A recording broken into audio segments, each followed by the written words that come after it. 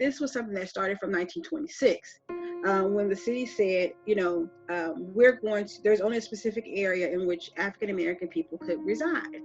And when they did that, they also, in case, as you look through the years, you had a railroad track on one side, you had industrial sites on one side, you had I-27 on one side. So when you look at it from overhead, you can clearly see how the community is cut off from the rest of the city. But again, that wasn't something that I noticed or even, considered I could remember as a kid.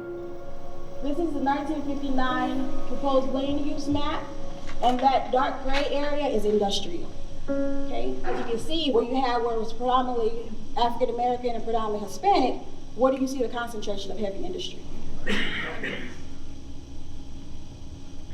This is a 1986 land use plan. The one on the left is at that time the existing land use, and as Black and brown people started to reside closer to the other portion, you see the difference in the land use, how it changed. And that's where you start to see the gray and the concentration of the heavy industry, where you don't see it in any other areas except for those specific areas. And this is a 2040. This is what the city is saying, like Ms. Edwards stated. The city has made plans to say, this is what we want our city to look like in the year of 2040. This is 2020, so that's 20 years from now, is what the city's saying. This is how we want our city to look. Take a look at the map.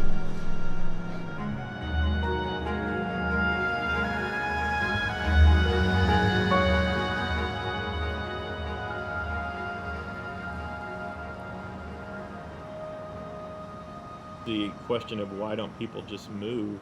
I mean, if you're living in an area that has been bombarded with industrial hazards, doesn't have a lot of private amenities, harder to get a bank loan, your property value is going to be much lower. And so it's really hard to sell a house in that area and then find a comparable house in another part of town. That's what we're trying to do now as a country, is trying to eradicate those segregated living patterns with affordable housing policy that allows for maximum choice. So affordable housing in those high opportunity areas, and just finding ways to build up those neighborhoods that have been overlooked for generations, so that wherever you live, you're not going to live in a situation where the city isn't treating you equally and fairly. We first began, prior to my being on council, started addressing the deal with PICO. And how do you approach that? I mean, is that because people say, oh, well, let's sue. Well, man, I tell you what, they've got the money, man. We could be suing them until your grandkids get old. And so is the best way to work with them to say, hey, let's come up with an idea that can lessen some of those concerns. I mean, there's been a gamut of things that happen. I know that Adam Pirtle and his group, and I think A.J. McLeod was in on it, Kathy Pope and all those. The first step was the purple air monitors. My information, they've not revealed much. So I think it's a continuous walk that we have to do. But in the process, if we have a relationship with those folks to say, hey, we want you to do these things to make sure that we remain safe until such time that we figure something else out. Right now is where we are. What can we do now? As we finish our UDC work, there's parts of eastern and northern Lubbock that are zoned as transitional. And likely we probably should take the step to make sure that they becomes residential, to protect those neighborhoods from an encroachment that might happen from industrial. Could happen. I don't think it would happen with this council. We're pretty resolute on how we want to see the eastern part of our community and the northern part of our community grow.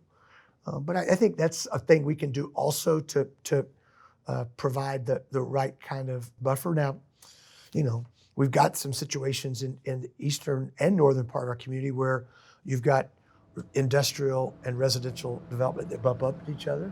It's not ideal. As that industrial development or businesses particularly close or move somewhere else, then I think you could reclaim that. But that's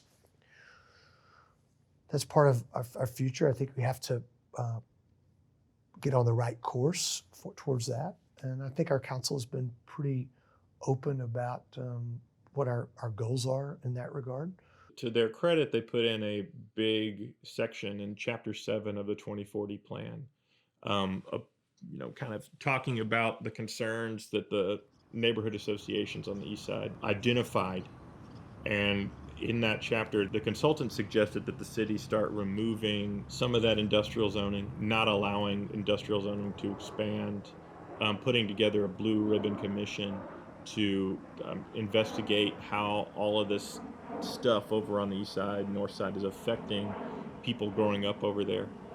And that was passed along with the plan, but the big ask that the community had to change the land use map, to start actually going into the land use map and pulling out some of these areas that are zoned industrial, that didn't happen. When we go into this, we have the idea that, okay, it may not go as well as we hope, right?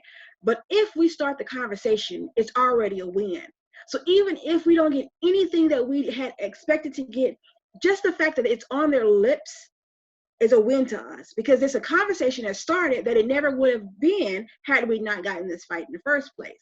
I think there's still a whole lot more work to be done. From a city standpoint, I don't know what we can do. Right now, with what we have on the books, there's not a darn thing we can do other than if it's a concern for citizens, encourage them to have those conversations with TCEQ or EPA and make those complaints and whatnot and call them on what they say they'll do. We've got state reps here. Hit those guys up and have those conversations with them if that's the concern. I don't think that there's not a place that we can go. I don't think we remain silent at a city level. I just think that we continue to draw attention to it as it is a concern.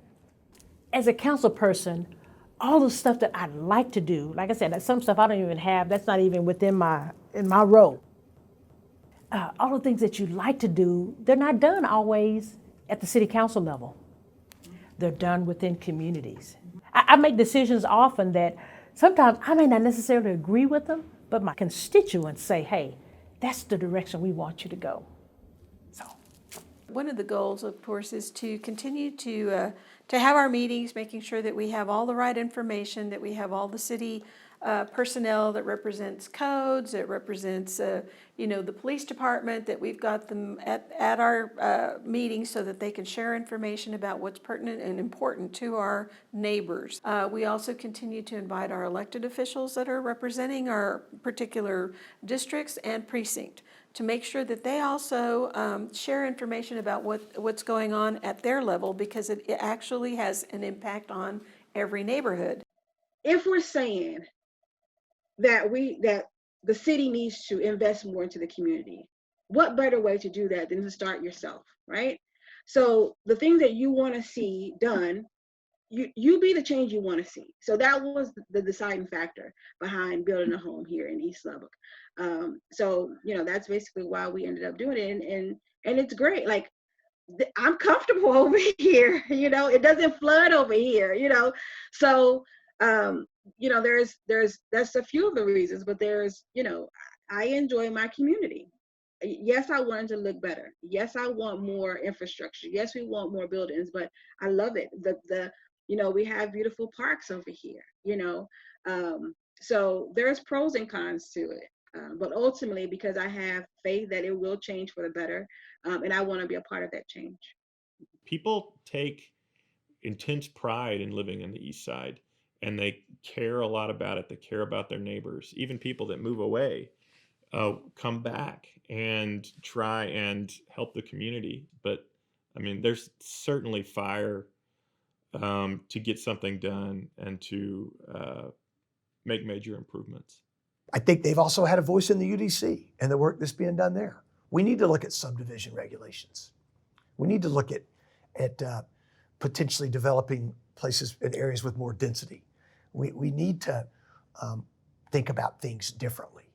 And I think the input of all citizens from all over our community has made an impact there. We're not always going to agree, but that's okay. Sometimes we pass things on the dais that I'm on the other side of, but I understand that what the process is, and all I can do is make sure the process is done, in an appropriate way. So That's my general thought. But engagement matters. It's important. So as things change, you want things to be better.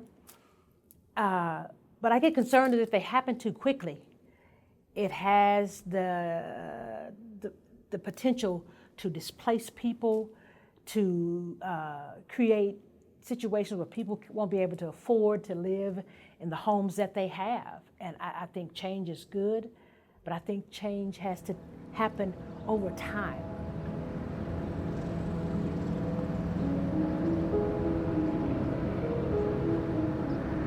From time to time, things just kind of change. One of my friends has a phrase, and it goes something kind of like this: we need to be everywhere. We need people who are mentoring children.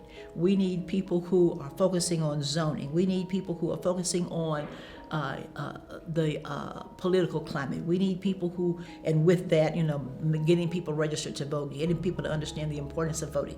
We need to have people who are looking at economics. What can we do to improve the economy here? So I think that we need to be everywhere. And one of the things that I try to instill in my own children is, if you're going to be involved in whatever you're doing, know what you're doing. Develop your skills so that when you speak, people listen to you. So that when you speak, you know what you're talking about, and that you can have a plan. What people don't realize is, even if you go back to Martin Luther King, even though he preached that we, stay calm and we work together and things like this. If Martin Luther King was a smart person who knew how to use his position within the law. He knew. And so, and if even Malcolm X and others, one thing that they had going for them, they didn't just stop if someone didn't like what they were saying. And I applaud this group, because it's a lot of people are saying that they out here causing trouble. They may be doing this here, but I don't look at it that way. Here's a group of people who are looking for change, and they are tired of going in the same way. And I feel like that the young leaders that we have that are up and coming, that they are doing a really good job of doing that. My encouragement would be to keep on doing that, to keep on learning, continue to serve on boards, apply to serve on boards. You can't do anything about zoning. You can talk and yell and scream and write a letter, but if you're on the zoning board, well, you have a vote. If you're on the airport board, you have a vote.